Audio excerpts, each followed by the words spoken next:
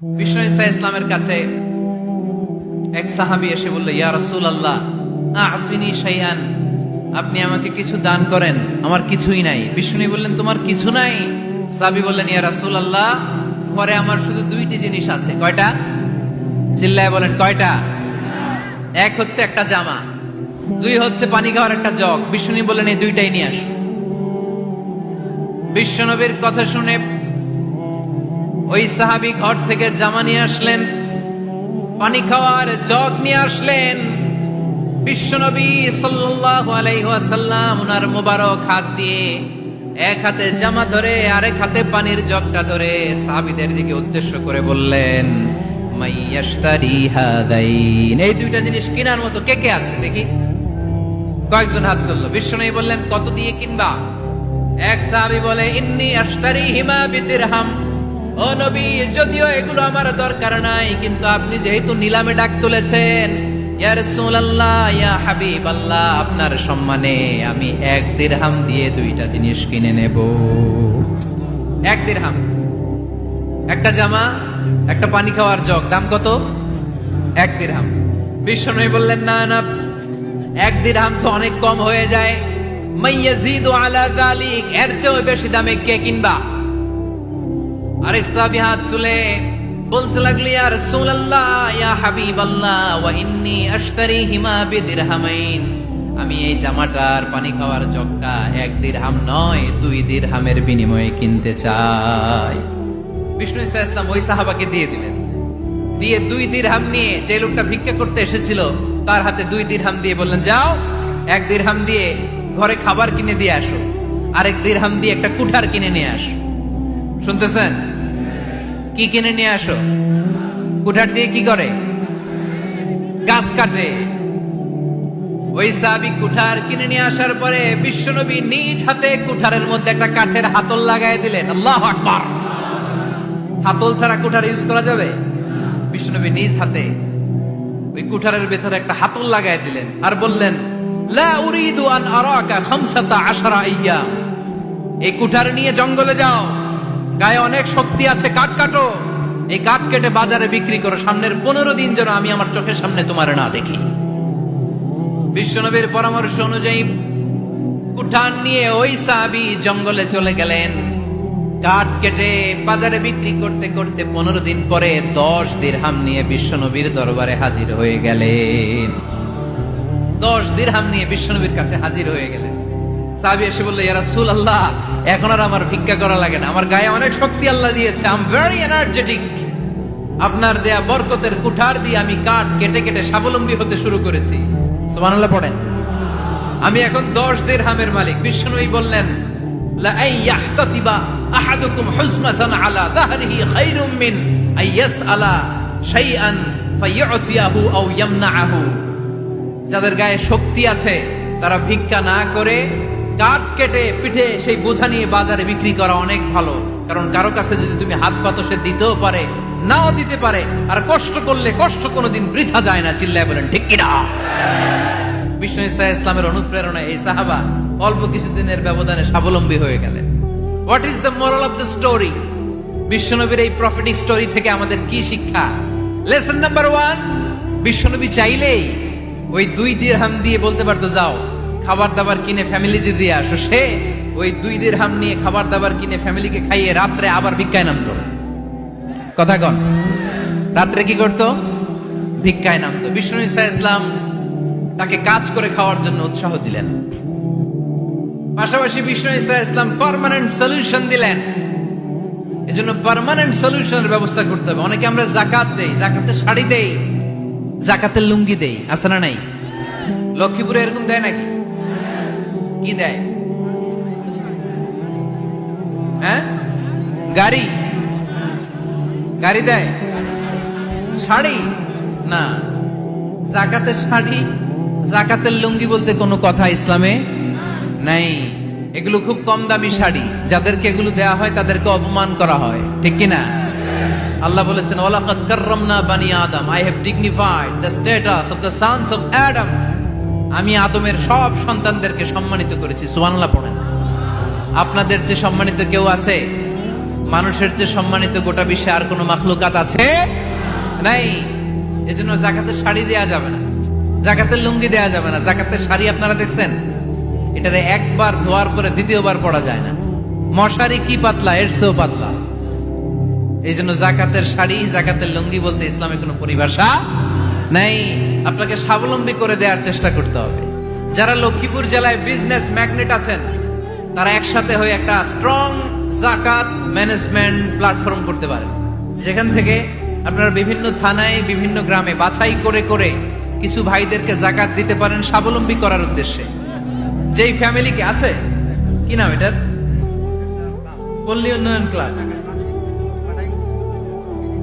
মাশাআল্লাহ, জাকাত ফান্ড দিয়ে বিদেশে লোক পাঠায়। এর চেয়ে সুন্দর পদ্ধতিতে জাকাত বিতরণ আর হতে পারে? যেই লোকটাকে, যেই ছেলেটাকে বিদেশে পাঠানো হয়েছে, ওই ফ্যামিলিটা আর কোনোদিন জাকাতের শাড়ি নেওয়ার জন্য লাইনে দাঁড়াবে? যেই ছেলেটাকে ওনারা অস্ট্রেলিয়ান গাভী কিনে দিছে, দুধ বিক্রি করে যেই ফ্যামিলিটা স্বাবলম্বী হতে শুরু করেছে, তারা আর কোনোদিন জাকাতের লাইনে যেয়ে দাঁড়াবে না। এজন্য জাকাত দিতে হবে স্বাবলম্বী করার জন্য। ইসলাম আমাদেরকে এটাই শিখিয়েছে, কাজ করে খেতে হবে। কাজে লজ্জা নেই, লজ্জা হচ্ছে অলসতায়। লজ্জা কিসে?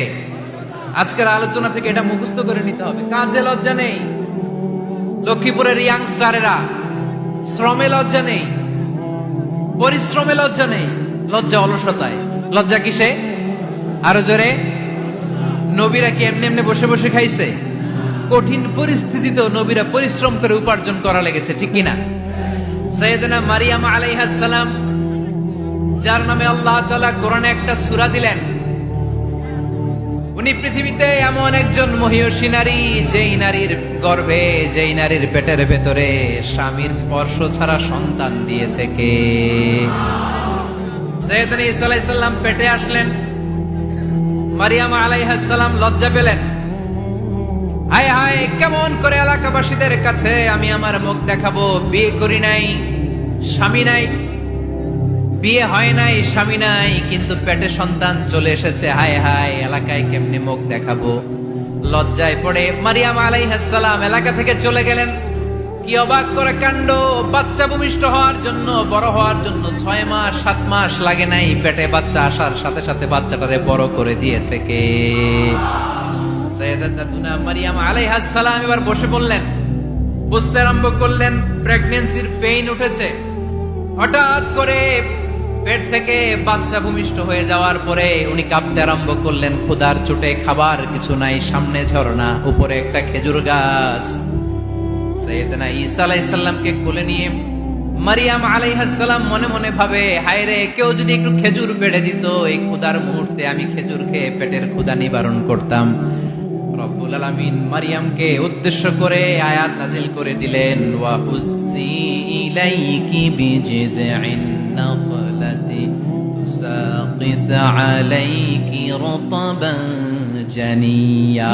কোরআন সাক্ষী, হুজ্জি ইলাইকি বিজিযইন নাখলা, এর মানে হচ্ছে মারিয়াম, কেউ পেড়ে দিবে না, একটু কষ্ট করে হাতটা উঁচু করে খেজুরের ডালা ধরে ঝাঁকুনি মারো, টসটসে কাঁচা পাকা খেজুর নিচের দিকে পড়বে, তারপর তুমি তুলে খাবে। সুবহানাল্লাহ পড়েন। আল্লাহ চাইলে অটোমেটিক্যালি কারামাত হিসেবে খেজুরগুলো নিচে ফেলতে পারতেন না? কথা কোন? খেজুরগুলো অটোমেটিক্যালি নিচের দিকে পড়ছে? পড়ে নাই। আল্লাহ শিক্ষা দিয়েছে, যেই পরিস্থিতিতে থাকো না কেন, তোমাকে শ্রম ব্যয় করে, কষ্ট করে তোমার উপার্জন করতে হবে, রিজিকের বন্দোবস্ত করতে হবে। চিল্লায় বলেন ঠিক কিনা? ইসলাম আমাদেরকে এটাই শিখিয়েছে, কাজে লজ্জা নাই। আবার বিশ্বনবী বললেন, ইন খামাতিস সাআ ওয়া ফি ইয়াদি আহাদিকুম ফাসিলাতুন, তোমাদের কারো হাতে যদি একটা চারা বীজ থাকে, সে যদি দেখে কিয়ামত হতে শুরু করেছে, ফাইন ইসতাতাআ আন ইয়াগরিসাহা ক্বাবলা আন তাকুমাস সাআ ফালইয়াগরিসহা, কারো হাতে একটা চারা বীজ নিয়ত করেছে, চারা বীজটা রোপণ করবে, ইন দা মিন টাইম দেখলো কিয়ামত হতে শুরু করেছে, বিশ্বনবী বললেন, যদি তোমার সুযোগ থাকে কিয়ামত হওয়ার আগে চারা বীজটা রোপণ করে দাও। কথা বুঝতে পেরেছেন? আপনার হাতে একটা চারা বীজ, আপনি প্ল্যান করেছেন এই চারা বীজটা রোপণ করবেন, ইন দা মিন টাইম দেখলেন কি হওয়া শুরু হয়েছে? ইযা যুলজিলাতিল আরদু জিলজালাহা, দ্য বিগেস্ট আর্থকোয়েক, ভূমিকম্প শুরু হয়েছে, কিয়ামত হয়ে যাবে। বিশ্বনবী বললেন, কিয়ামত হইতেছে ওদিকে, আর তোমার হাতে যদি চারা বীজ থাকে, দেরি করো না, কিয়ামত তোমার কাছ পর্যন্ত আসার আগে সুযোগ পেলে চারা বীজটা রোপণ করে দাও। ইসলাম শিখিয়েছে শেষ নিঃশ্বাস পর্যন্ত তোমাকে লড়ে যেতে হবে। এই পৃথিবীতে কেউ কাউকে জায়গা করে দেয় না, জায়গা করে নিতে হয়। এই পৃথিবীটা, the life is not a bed of roses, এটা ফুল বিছানো কোনো ফুল সজ্জা নয়, এটা কণ্টকাকীর্ণ। কেউ আপনার স্পেস করে দিবে না, কেউ আপনাকে সুযোগ করে দিবে না, কেউ আপনার জায়গা করে দিবে না, বরং আপনি জায়গা করে নিলে টাইনা নিচে নামাবে। কথা বলেন। এজন্য কখনো অলসতাকে স্থান দেয়া যাবে। রসুল বাত্তালি দুক্কানু শয়তান, অলস মস্তিষ্ক শয়তানের আড্ডা। অলস যদি কেউ থাকে এটারে টেনে বেঁধে কাজে নামাবে, পারা যাবে? আলহামদুলিল্লাহ লক্ষ্মীপুরে এরকম অলস ছেলে পেলে নাই।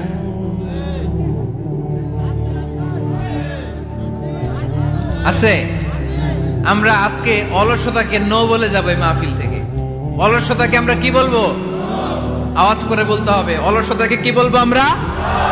মুমিনের জীবনে কোনো অলসতা নাই। অলস হয় মুনাফিকরা। অলস হয় কারা? চিল্লায় বলতে হবে। মুমিনরা অলস হয়। অলস হয় কারা? এজন্য কোরআনে আল্লাহ একথাও বলে দিলেন, ওয়াইদা কামু ইলাস সালাতি কামু কুসালা ইউরাউনান নাসা ওয়ালা ইয়াযকুরুনাল্লাহা ইল্লা কালিলা। সুবহানাল্লাহ পড়েন।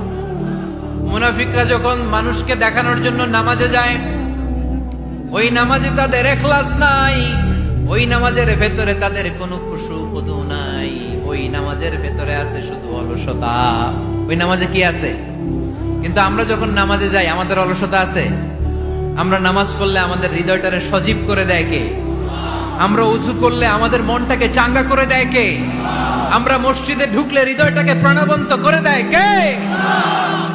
মুমিন তো নামাজে গেলে চাঙ্গা হয়, মুমিন ওযু করলে চাঙ্গা হয়। বিষ্ণু ঈসা ইসলাম বললেন, ইয়াকিদু শাইতানু আলা কাফিয়াতি রাসি আহাদিকুম ইদা নাম। খেয়াল করে শুনবেন লক্ষ্মীপুরের ভাইয়েরা, চমৎকার একটা হাদিস। আমরা যখন ঘুমোতে যাই, শয়তান আমাদের প্রত্যেকের মাথার পিছনে 3টা অলসতার গিট মারে। কয়টা? আওয়াজ করে বলেন। 3টা অলসতার গিট মারে। ইয়াকিদু শাইতানু আলা কাফিয়াতি রাসি আহাদিকুম সালাসা উকাব। 3টা গিট মারে যখন আমরা ঘুমোতে যাই।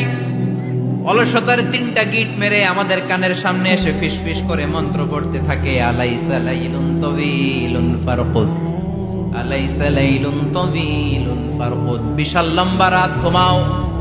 অনেক সময় আছে, ঘুমাও। রাত 5টা বেজে যাচ্ছে, তাহাজ্জুদের সময় শেষ হয়ে যাচ্ছে, তখনও শয়তান বলে রাত অনেক লম্বা, ঘুমাও।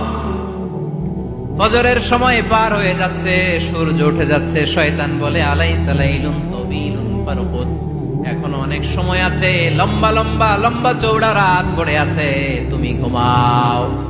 বিশ্বনবী বললেন, ফাইন ইস্তাইকাযা ওয়া যাকারাল্লাহ ইনহাল্লাত উকদা। আমার উম্মতের কেউ যখন ঘুম থেকে জেগে ঘুম থেকে ওঠার দোয়া পড়া শুরু করে দেয়, অলসতার প্রথম গিটটা সাথে সাথে খুলে দেয় কে? আপনি ঘুম থেকে উঠেই যখন ঘুম থেকে ওঠার দোয়া পড়বেন, আপনার অলসতার প্রথম গিট খুলে দেয় কে? ঘুম থেকে ওঠার দোয়াটা কি? আলহামদুলিল্লাহিল্লাযী আহইয়ানা বা'দামা আমাতানা ওয়া ইলাইহিন নুশুর। প্রশংসা সে আল্লাহ, যে আল্লাহ আমাদেরকে লম্বা একটা ঘুম শেষে, মৃত্যু শেষে আমাদেরকে ঘুম থেকে উঠালেন। এই দোয়াটা পড়ার সাথে সাথে শয়তান যে 3টা গিট মারছে, ওই 3টার একটা খুলে দেয় কে? ফাইন তাওয়াদ্দা ইনহাল্লাত উকদা। ঘুম থেকে জেগে ঘুমের দোয়া পড়ার পরে যখন কেউ ওযু করে ফেলে, অলসতার দ্বিতীয় গিটটাও খুলে দেয় কে? ওযু করার পরে ফাইন সাল্লাত ইনহাল্লাত উকদা, নামাজের মুসল্লায় দাঁড়িয়ে যখন নামাজ শুরু করে দেয়, অলসতার 3 নাম্বার গিটটাও খুলে দেয় কে? 3টা গিট যখন খুলে দেয়, বিষ্ণু ঈসা ইসলাম বললেন, ফাআসবাহা নাশীতাল কলব। নাশীত, তখন মুমিন বান্দা সজীব হয়ে ওঠে, প্রাণবন্ত হয়ে ওঠে, উচ্ছ্বসিত হয়ে ওঠে। ওয়া ইল্লা খাবিসান নাফসি কাসলান। আর যদি ঘুমিয়ে থাকে, 3টা গিট তার মাথার পেছনে শয়তানের অলসতার লেগে থাকে, তাহলে তার দিনটা শুরু হয় অলসতা দিয়ে, আর সে হয় অলসতার রাজা। চিল্লা এখন ঠিক কিনা? এজন্য আমরা কি অলস হতে চাই না কর্মঠ হতে চাই?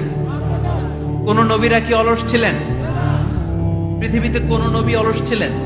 সব নবী কর্মঠ ছিলেন। বিষ্ণু ঈসা ইসলাম বললেন, মা বাআসাল্লাহু নাবিয়ান ইল্লা রাআল গানাম, এই পৃথিবীতে এমন কোন নবী নাই যেই নবী বকরি চড়ায় নাই। কি চড়ায় নাই? বকরিরে আপনারা লক্ষ্মীপুরের ভাষায় কি বলেন? কি বলেন? ছাগল। তো পৃথিবীতে এমন কোন নবী নাই যেই নবী কি চড়ায় নাই? ছাগল চড়ায় নাই। সাহাবারা বললেন, ইয়া রাসূলুল্লাহ আনতা কাযালিক, আপনিও ছাগল চড়াইছেন? বিশ্বনবী সাল্লাল্লাহু আলাইহি ওয়াসাল্লাম বললেন, না, আমিও ছাগল চড়িয়েছি। ওয়া ইন্নী আরআহা আলা কারারাইতি আহলি মক্কা, আমি তো মক্কাবাসীদের অল্প কিছু পয়সার বিনিময়ে তাদের ছাগলগুলোকে চড়িয়ে দিতাম। সুবহানাল্লাহ পড়বেন না? বিষ্ণু ঈসা ইসলাম ছাগল চড়াতেন। ছাগল চড়ানো সহজ কাজ না কঠিন কাজ? কেন কঠিন এটা? হ্যাঁ, টেরা খুঁটি মারে। হ্যাঁ, ছাগল যারা পালে তারা জানে ছাগল পালা কত কষ্ট। ওরা ডানে টান দিলেও কই যায়, রশি ধরে বায়ে টান দিলে কই যায়, সামনে টানলে কই যায়, পিছনে টানলে কই যায়। সারা সপ্তাহ আপনি সময় পান না এটার গোসল করাবেন। ভাবলেন আজকে জুমার দিন আমিও গোসল করি, এটার গোসল করাই। এটারে আপনি পুকুর ঘাটে নিবেন, টান দিয়েছেন, ওর বাপের কিরা ও 1 ইঞ্চিও সামনে যাবে না, ঠিক কি না? এই টেরা প্রাণী আল্লাহর কি কি মহিমা! আল্লাহ তাআলা পৃথিবীর সবচেয়ে শ্রেষ্ঠতম মানুষদেরকে ছাগল চড়িয়ে ছেড়েছেন, ঠিক কি না?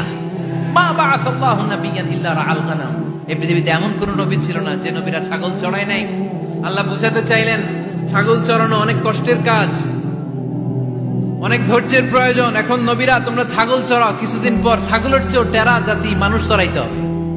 মানুষের মধ্যেও টেরা আছে না নাই? ভালো বললে ভালোটা বুঝে না, ডানে যেতে গেলে বায়ে যায়, বায়ে যেতে বললে ডাইনে যায়, এরকম আছে না নাই? সম্মানিত ভাইয়েরা, সমস্ত আম্বিয়া আলাইহিমুস সালাম ওনারা কর্মঠ ছিলেন। সাইয়েদনা আদম আলাইহিস সালাম নিজ হাতে চারা গাছ রোপণ করে চাষাবাদের কাজ করেছেন। সুবহানাল্লাহ পড়েন। সাইয়েদনা ইব্রাহিম আলাইহিস সালাম চাষাবাদের কাজ করেছেন। সাইয়েদনা দাউদ আলাইহিস সালাম নিজ হাতে যুদ্ধের জন্য যে পোশাক পরতে হয়, যেটা পরলে গায়ের মধ্যে ছুরি মারলেও ঢুকে না, ওই শিরস্ত্রাণ বানিয়েছেন, নিজ হাতে তলোয়ার বানিয়েছেন। সুবহানাল্লাহ পড়েন। সাইয়েদনা মূসা আলাইহিস সালাম ছাগল চড়িয়েছেন। সাইয়েদনা মূসা আলাইহিস সালামের মেজাজ নরম না গরম? নবীদের মধ্যে সবচেয়ে বেশি মেজাজওয়ালা নবী ছিলেন মূসা আলাইহিস সালাম। উনিও 8 থেকে 10 বছর সাইয়েদনা শুআয়ব আলাইহিস সালামের এরিয়াতে ছাগল চড়িয়েছেন। চিল্লায় বলেন সুবহানাল্লাহ। এজন্য নবীরা যেহেতু কাজ করেছেন, কর্মঠ ছিলেন, আমরাও কর্মঠ হব, ঠিক কিনা? সাহাবারাও কর্মঠ ছিলেন, বিশ্বনবীর সাহাবারাও ব্যবসা করতেন। সাইয়েদনা আবু বকরের বিশাল ব্যবসা প্রতিষ্ঠান ছিল। সুবহানাল্লাহ পড়েন। আপনারা হজ উমরা করেছেন কে কে দেখি? করছেন? মাশাআল্লাহ। যারা করে নাই আল্লাহ তাদেরকে আল্লাহর ঘর জিয়ারতের তুমি নসিব করো। বিশ্বনবীর মাকবারার সামনে দাঁড়িয়ে আমরা যেন সালাম পেশ করতে পারি, তুমি নসিব করো। বাইতুল্লাহ শরীফে এবং মসজিদ নববীতে আমরা যেন সালাত আদায় করতে পারি, আল্লাহ তুমি নসিব করো। সাইয়েদনা আবু বকর রাদিয়াল্লাহু তাআলা আনহুর ব্যবসা প্রতিষ্ঠান ছিল মক্কার কাবা ঘরের পাশেই। ওনার ব্যবসা প্রতিষ্ঠানগুলো যেখানে ছিল ঠিক ওইখানে সৌদি সরকার এখন শপিং মল বানিয়ে দিয়েছে, মাতজার আবু বকর।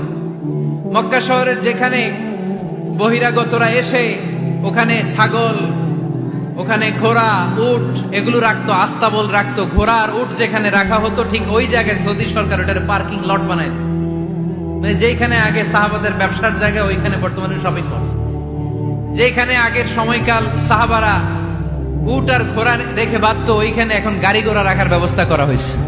সাইয়েদনা আবু বকর অনেক বড় ব্যবসায়ী ছিলেন। ওনার নিজ টাকা দিয়ে হাবাসা থেকে আসা সাইয়েদনা বেলালকে তিনি 20,000 স্বর্ণ মুদ্রা দিয়ে উমাইয়া ইবনে খালাফের কবল থেকে তিনি মুক্ত করেছেন।